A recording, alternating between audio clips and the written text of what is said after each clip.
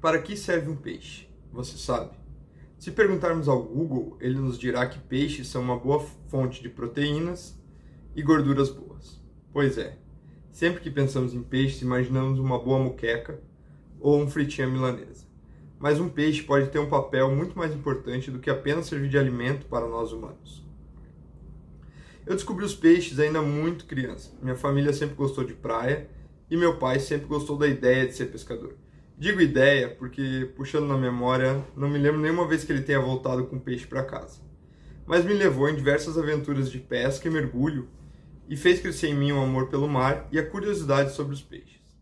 Minhas primeiras perguntas em relação aos peixes giravam em torno dos formatos, tamanhos e cores. Por que uns tão grandes, outros tão pequeninos? Por que uns compridos, outros achatados e redondos? E as cores, alguns tão coloridos e outros de uma cor só. Eram tantas formas de nadar, de se mover, de se alimentar, que eu levei essa curiosidade a sério e resolvi estudar biologia marinha. Posteriormente fiz o mestrado em sistemas costeiros e oceânicos e depois o doutorado em oceanografia. E o que eu faço até hoje é estudar peixes e, por consequência, o oceano. E foi assim que eu aprendi que essas diferentes formas, tamanhos, tipos de natação, tipo de alimentação dão às diferentes espécies de peixe o chamado papel funcional no habitat. Como, por exemplo, em um recife de coral. Para que aquele ecossistema seja da maneira como ele é, cada espécie de peixe ali cumpre um papel. E cumpre também um papel para manter o seu equilíbrio. Hoje no mundo temos cerca de 34.700 espécies de peixes descritas. Para dar uma ideia de dimensão, isso seria mais ou menos um estádio de futebol de porte médio lotado. Entre todas essas espécies descritas, qual seria o efeito se a gente perdesse uma dessas espécies? O que isso afetaria no mundo, né? Agora, com tantas espécies no mundo, que diferença faria perder uma delas? Que diferença faria para nós, seres humanos, a perda de mais uma espécie? Este é o mero. É um dos maiores peixes do mundo. Pode viver até 40 anos e pesar 400 quilos. Chega a medir 2,5 metros de comprimento, mais ou menos a largura de um ônibus, e o peso de 3 motocicletas. Essa espécie é tão grande que mexe com o imaginário dos seres humanos há muito tempo. Índios já contavam lendas sobre essa espécie, e antigos pescadores também. Haviam até lendas de que meros poderiam comer pessoas inteiras. Apesar de uma pessoa pequena talvez caber na boca dele, meros não comem nada além de peixes, crustáceos e alguns moluscos. O mero é um animal magnífico, lindo, mas devido à destruição dos habitats onde ele vive, a pesca predatória e características singulares do seu ciclo de vida, ele está ameaçado de desaparecer da Terra, ou melhor, dos oceanos. Eu vim a conhecer os meros enquanto ainda cursava a graduação em São Francisco do Sul, uma cidade no litoral catarinense. Eu estava iniciando as amostragens para o meu TCC nos costões rochosos da região, quando, não sei bem porquê, fui convidado a almoçar com o então coordenador do Projeto Meros do Brasil. Nesse almoço, descobri que ele precisava de pessoas para mergulhar em busca dos meros naquela região, e eu prontamente me voluntariei, apesar de nunca ter visto um mero antes. Meu primeiro mergulho pelo Projeto Mero do Brasil foi numa estrutura complicada, uma boia da qual pendiam diversas correntes e haviam estruturas de metal no fundo. A água era boa e a gente foi mergulhando em direção à estrutura. Quando de repente, BUM! Um baita estouro. Eu me assustei, imaginei, o que será que está acontecendo? Mas os outros 3 mergulhadores que estavam comigo continuaram nadando naquela direção. E foi nadando e de repente, BUM! De novo.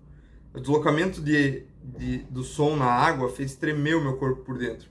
E eu fiquei morrendo de medo. Pensei, vou sair correndo daqui, ou melhor, nadando daqui.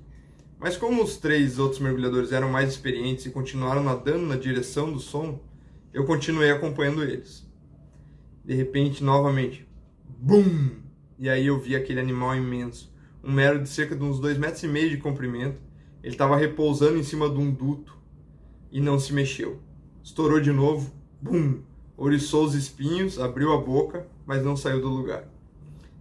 Foi o primeiro mero que eu vi na minha vida. Nós continuamos ali, fizemos um mergulho naquela estrutura, haviam outros meros, né? Cerca de uns 8 meros, todos muito dóceis, eles deixavam que a gente se aproximasse para bater as fotografias, fazer os vídeos, né? coletar as informações que a gente precisava. E por vezes eles eram tão curiosos e vinham tão perto que a gente precisava se afastar para manter uma distância segura. Foi quase que paixão à primeira vista. E aí, de um apaixonado pela espécie, eu vim a me tornar um especialista. Viajei para outros lugares do mundo onde os meros moram e passei um tempo nos Estados Unidos aprendendo, para voltar ao Brasil e trazer novas técnicas ainda não utilizadas no estudo de grandes garopas. Tais técnicas essas poderiam nos ajudar a entender melhor o ciclo de vida da espécie e o papel que ela tem nos ambientes onde ela habita. Por ser um peixe gigante, o mero foi foco de pescadores que queriam aquele troféu, a foto ao lado de um animal gigante.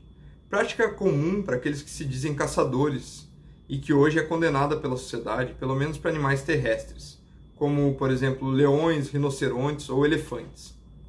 Mas para os peixes, a foto troféu às custas de uma vida ainda é muito comum.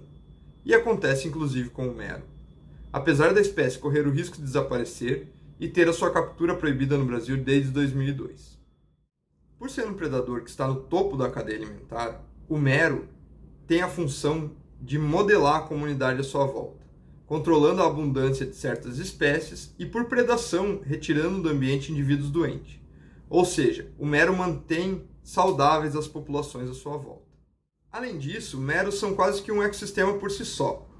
Nele habitam diversos tipos de parasitos, e desses parasitos, da sua pele, dos seus restos de pele, do seu muco, restos de escamas, uma grande diversidade de limpadores se alimenta também. Além de moldar a comunidade à sua volta, os meros também têm o poder de modificar o ambiente à sua volta. Ou seja, eles desenterram pedras, cavam tocas, tornando disponível novos ambientes a serem colonizados. Eles são o que chamamos de bioconstrutor. Bastante coisa, né? Mas apesar de desempenharem um papel importante no e para o meio ambiente onde vivem, eu percebi ao longo do tempo que as pessoas não veem os peixes como uma espécie importante à vida na Terra. Por exemplo, as pessoas vão de férias para o Nordeste. Chegam lá, mergulham naquelas piscinas naturais, veem um monte de peixe, comentam: "Oh, que lindos os peixinhos". E a primeira coisa que fazem quando saem da água é ir a um restaurante e pedir peixe para comer. Ninguém que nada com golfinhos, baleias ou tartarugas sai da água e pede um golfinho frito ou tartaruga frita. Eu, ao longo dos anos, percebi que realmente as pessoas não amam os peixes. Os peixes continuam sendo tratados ainda como recursos pesqueiros e assim são vistos pelas pessoas, pelos governos e pelas instituições. Você já parou para pensar que os peixes são um dos últimos animais selvagens os quais caçamos em grande quantidade na natureza? E poderemos ser a última geração a fazer isso, pois os peixes estão acabando. O filme Nemo foi um dos primeiros a romantizar a vida de um peixe e sua jornada, trazendo à tona a perspectiva de que peixes selvagens podem ser animais dignos de afeto. Como representado no longa da Pixar, peixes recifais apresentam comportamentos complexos. E nossas pesquisas vêm demonstrando que o mero realiza alguns desses comportamentos, tais como migrar dezenas de quilômetros para chegar a um local de reprodução, manter fidelidade a esse local de reprodução por diversos anos, e até mesmo mudar de cor e emitir sons na hora da reprodução. Mas ainda temos um longo caminho a percorrer para desvendar os comportamentos e etapas do ciclo de vida da espécie. Se conseguirmos criar empatia pela espécie, poderemos mantê-la viva para seguir entendendo o comportamento deste ser que habita o planeta há mais tempo que nós. Conhecer, falar do mero e contar suas histórias, fazendo com que mais pessoas criem amor pela espécie e se engajem pela sua proteção, é um dos caminhos para adiar o seu fim. Além de termos empatia pela espécie e levarmos o conhecimento dela a maior número de pessoas possíveis, existe um conceito interessante para o qual deveremos olhar, que chama espécie guarda-chuva. Esse conceito referencia espécies que necessitam de uma área muito grande de vida. E por isso, protegendo ela e as áreas para o seu ciclo de vida, acabamos protegendo outras espécies. Como, por exemplo, o tetraz cauda de fazão, ou perdiz gigante dos Estados Unidos, que vem sendo colocado como uma espécie guarda-chuva. O mero é uma espécie bandeira, o que significa que, protegendo essa espécie, acabamos indiretamente chamando atenção para a proteção de outros seres e de alguns ambientes. Mas pensar no mero como uma espécie guarda-chuva vem de encontro a uma característica do seu ciclo de vida e pode ser mais importante do que considerá-la apenas uma espécie bandeira. Meros são estuarino-dependentes, ou seja, eles dependem do estuário, das baías e dos manguezais para viver. Eles usam essas áreas como berçários, e conforme eles vão crescendo, eles começam a ocupar áreas mais fundas dos estuários e, posteriormente, quando adultos, ocupam ambientes recifais em mar aberto. Para preservar a espécie, precisamos preservar não só esses ambientes, mas também a conectividade entre eles. Assim, preservar essa única espécie de peixe, o mero, pode ser a chave para preservar rios, florestas, nascentes, manguezais. Pode ser a chave para preservar o oceano. Pode ser a chave para preservar a nossa saúde e bem-estar na Terra. Afinal, seremos uma das espécies a ser beneficiada por esse grande guarda. Hoje vivemos uma grande crise climática. A perda de hábitats vem trazendo sérias consequências ao bem-estar da nossa própria espécie. Se o mero desaparecesse hoje, o planeta continuaria existindo? Nós continuaríamos existindo? Provavelmente o planeta estaria aí. E nós talvez estivéssemos vivendo nele. Ou será, sobrevivendo.